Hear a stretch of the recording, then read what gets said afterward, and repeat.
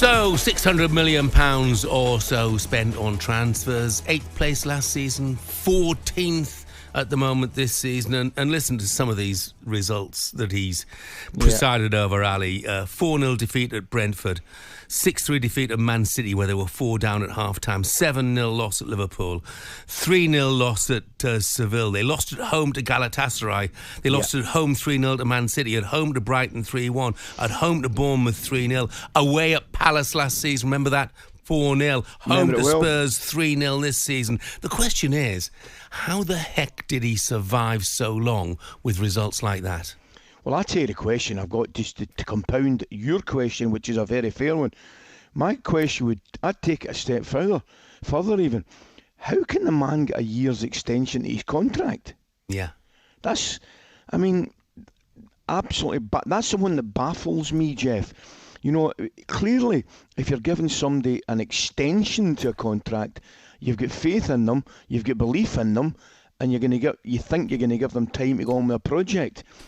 Now, that absolutely staggered me. The result against Manchester City in the Cup probably gave them the biggest problem that they've had in a long time, really, because it was a great performance, a great victory, won them the Cup, and I don't know whether it just blurred their own vision, the owners, a little bit, that level of performance and that result.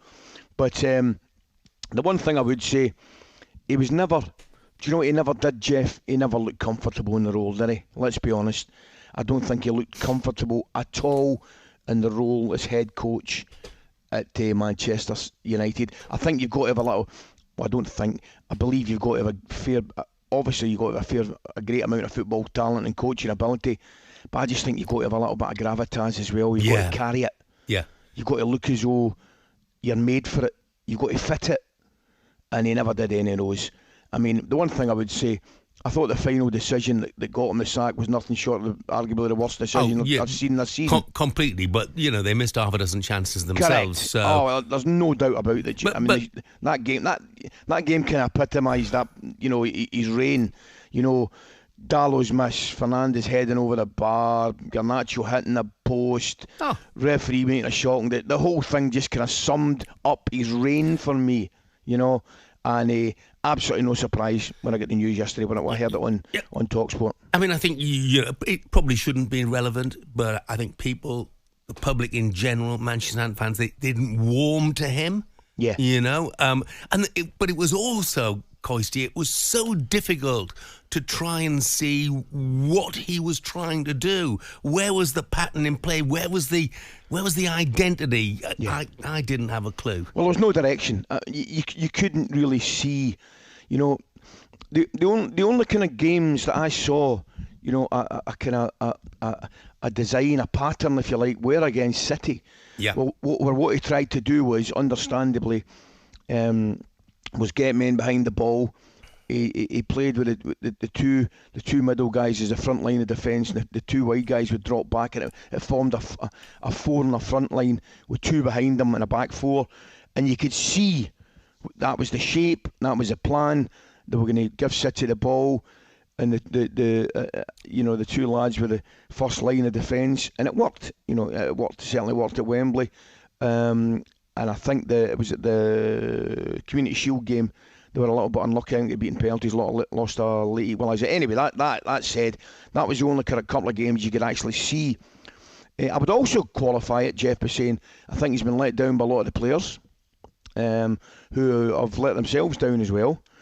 But we all know, we're not daft, we're big boys. We know that the buck stops at the head coach and the manager, and it was only a matter of time. And yesterday was his final day. And I'm sure people will say, look at those who come in after Sir Alex and tried to do this job, from David Moyes through Louis van Gaal, Ole Gunnar Solskjaer, obviously Jose as well. Is it an impossible job? Well, it's not impossible, but it is mightily difficult. I think that, and it might, if it's not their biggest problem, it's certainly a problem. The fact of the matter is, Manchester United have gone back the way, there's at least half a dozen and 3 or 4 top clubs have gone massively forward. City haven't since United's great period, City have absolutely leapt to the forefront and are steamrolling like a locomotive. Liverpool, again, vastly improved. Arsenal, different entity again. So that's one of the problems they've got as well. There's been a vast improvement in other teams, Chelsea, even everybody else, your Villas, you could name them all, Jeff. There's been a vast improvement in them.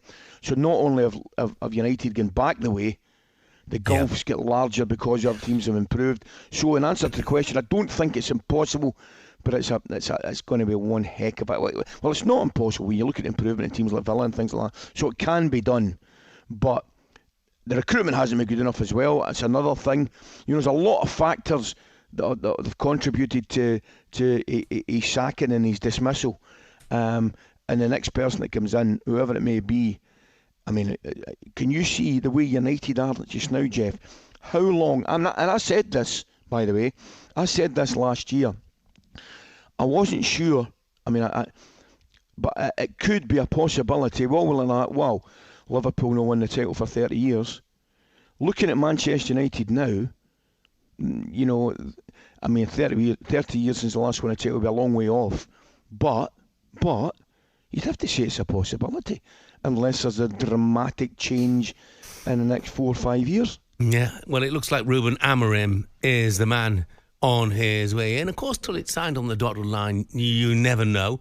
But talkSPORT's chief football correspondent Alex Crook reckons he could be in charge before Sunday.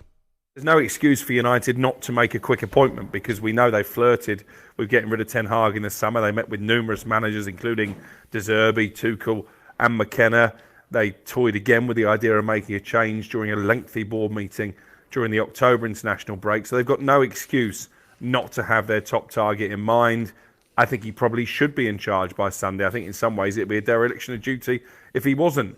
And as I mentioned, I was told over the weekend they'd met a manager in a job last week. I didn't have the name at that moment in time, but it looks like it was Amorim.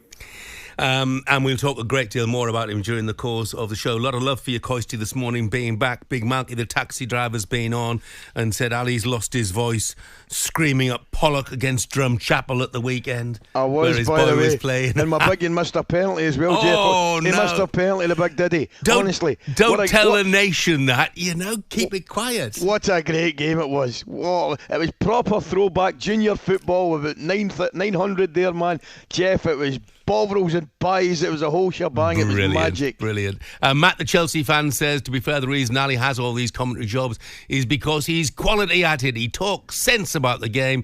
He's unbiased. He's a people's person, down to earth, and he loves the Chelsea. That comes from Wee Viv, I think. No, it doesn't. It's from Matt, the Chelsea fan. And Kelvin in Carlisle says, glad to see Ali back fit and raring to go. I saw Ali out on the town on Sunday night when I was watching YouTube at an audience with Billy Connolly sitting beside Charlie Nicholas. Goodness me. He says Ali's hair has changed a bit since Sunday night. Billy's, we've all changed a little bit. So has Charlie's. Yeah, brilliant. It is great to have you back, Ali. Manchester United fans, inevitably, we want to hear from you this morning. Ten Hag is gone. Looks like Ruben Amorim is on his way in. 03717 223344 is the number. Give us a call as we look through the back pages next. talkSPORT Breakfast, waking you up Monday to Friday morning from 6 a.m. on AM, on DAB, via the talkSPORT app and on your smart speaker. talkSPORT.